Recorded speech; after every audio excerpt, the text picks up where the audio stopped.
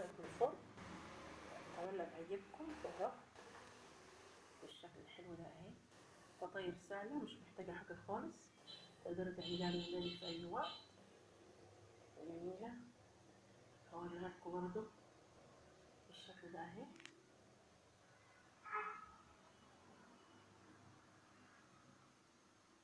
اتمنى الفيديو يعجب حضراتكم.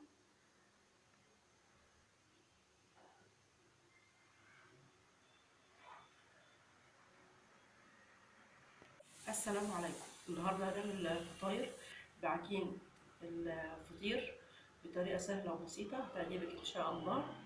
معانا كيلو دقيق، معانا طبعا الميه تكون دافيه، ومعانا نص معلقه ملح هنحطها على الدقيق بالشكل ده كده، ومعانا معلقه سكر برضو، معلقه سكر، ومعانا الميه. هنبدا نقلب بالشكل ده كده، هننزل بالميه، الميه دافيه شويه. بسم الله. بالشكل ده كده هنعوز ميه تاني طبعا، هنحط الميه بالتدريج بالشكل ده كده. نبدأ نعجن بإيدينا كده بالشكل ده كده.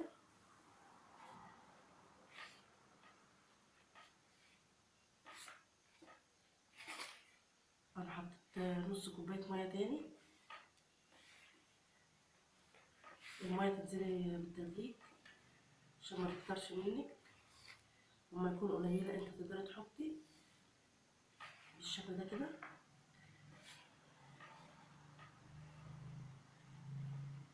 هنحط كمان شوية مية بالشكل ده كده اهو.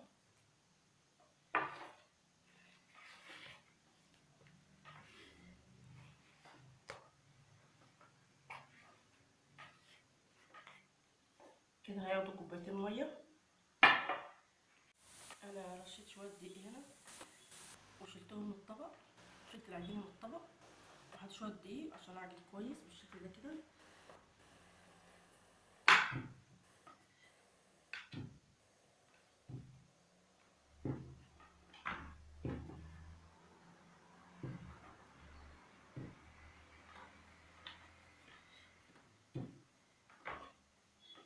عجينة الفطير عايزة عجن كويس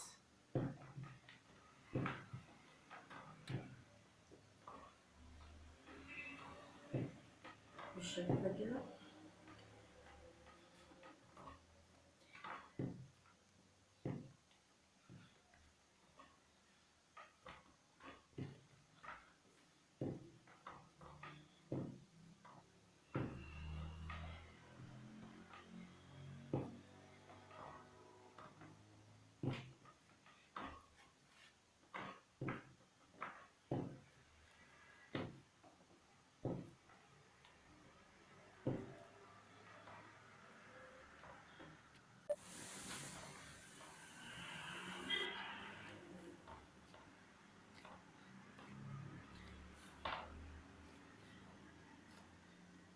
هتفضلي تعجني فيها يجي 10 دقايق بالشكل ده كده.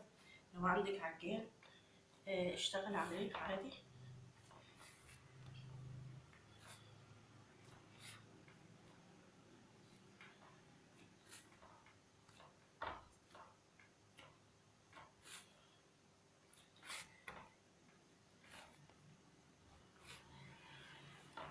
بالشكل ده كده اهي العجينة.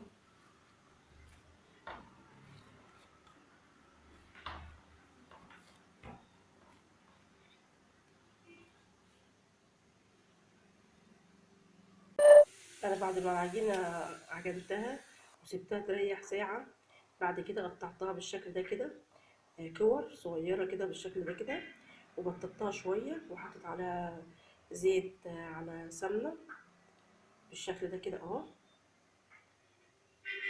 عشان ترتاح برضو. هترتاح يجي نص ساعة على ما نعمل الحشو بالشكل ده اهي.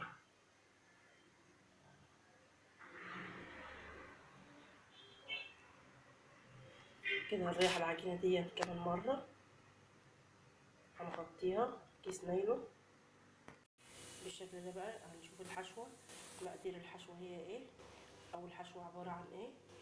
الحشو عبارة عن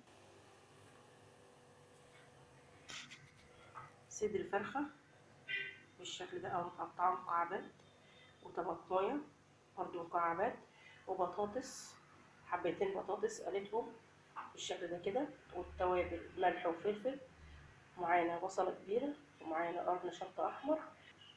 دي الحشو. هنروح بقى على البوتاجاز ونشتغل في الحشو على ما العجينة ترتاح برضو شوية. هنعمل الحشوة. حطيت طاسة على النار فيها مادة دهنية، وهنزل بالبصل بالشكل ده كده اهو.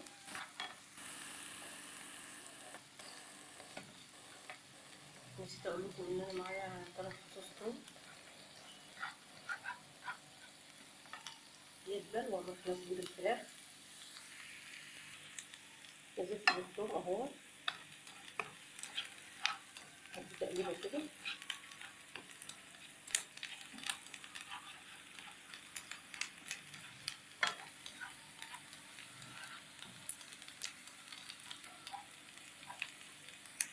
نزلت انا بالفراخ بالشكل ده كده اهو.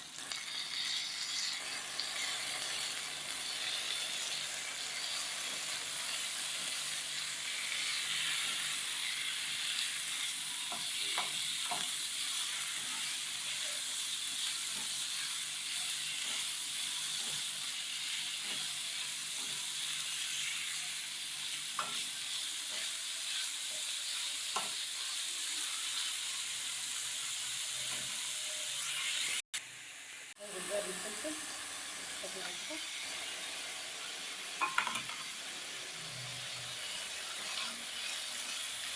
ناخد تشويحة.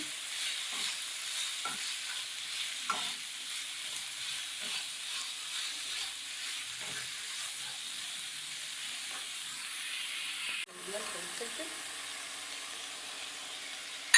بالشكل ده كده.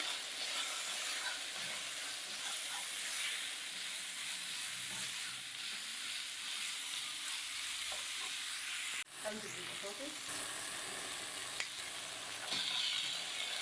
بالشكل ده كده. هنقلب بالراحة، هي تاخد بس الطعم ونلف على طول بالشكل ده كده.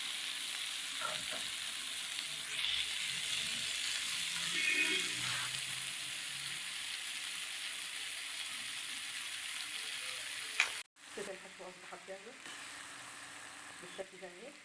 هنخليها تبرد. أنا ابتديت أفرد بالشكل ده كده أهو.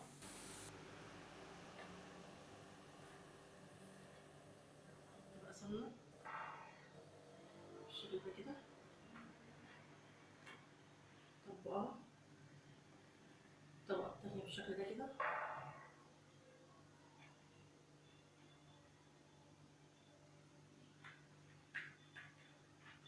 بالشكل ده كده اهو.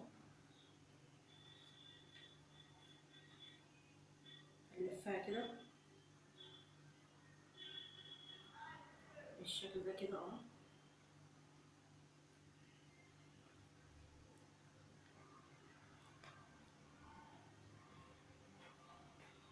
بقت بالشكل ده كده. نحط في الصينية هنا كده بالشكل ده اهو.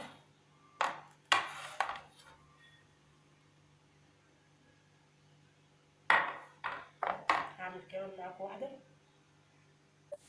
هفرد معاكم كمان بالشكل ده كده.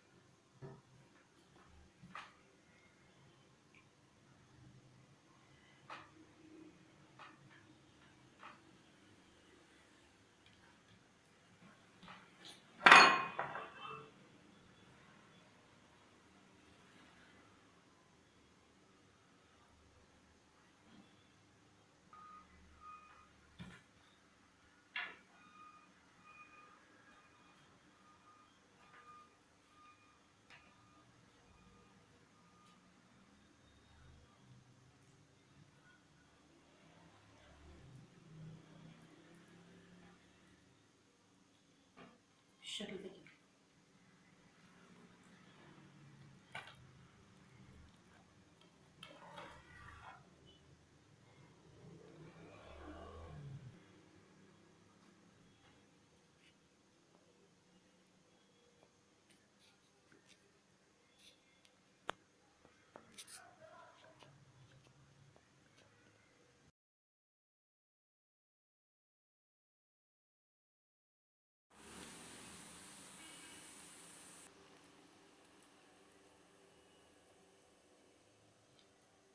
بالشكل ده كده.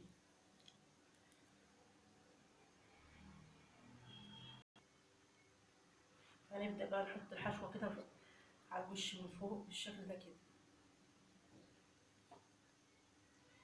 يا رب تعجبكم يا رب. بالشكل ده كده. ممكن تحشوها أي حاجة، جبنة المتوفر هتعملوه وتحشوه بيه بالشكل ده كده اهي.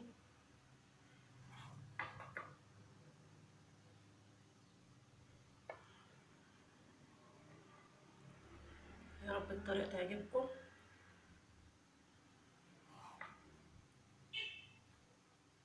والفيديو يكون بسيط بالنسبة لكم بالشكل ده كده اهو.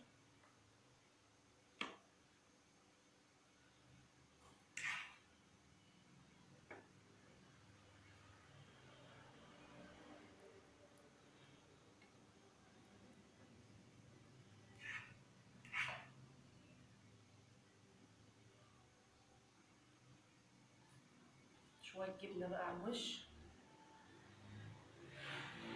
فطاير ان شاء الله تستاهل بكم بالشكل ده اهي.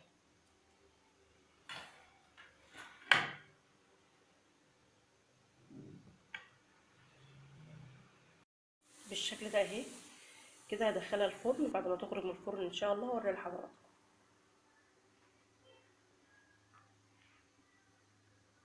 دي الفطاير اهي طلعت بالشكل ده بعد ما طلعت من الفرن.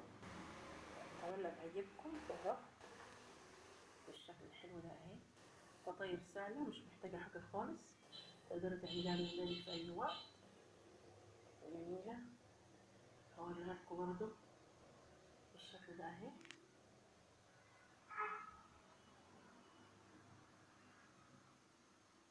اتمنى الفيديو يعجب حضراتكم.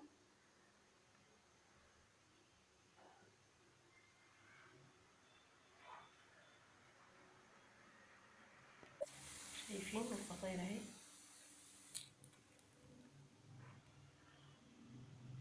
ده كده الظهر بتاعها بالشكل ده. بصوا شايفين الجمال.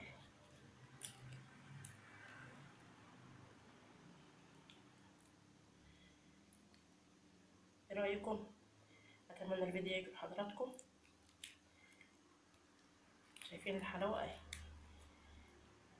بشويه دقيق وميه بس. عملتي احلى حاجه لعيالك. اتمنى الفيديو يعجب حضراتكم بالشكل الجميل ده اهو. ده الفطيره اهي. اتمنى الفيديو يعجب حضراتكم بالشكل الجميل ده اهي.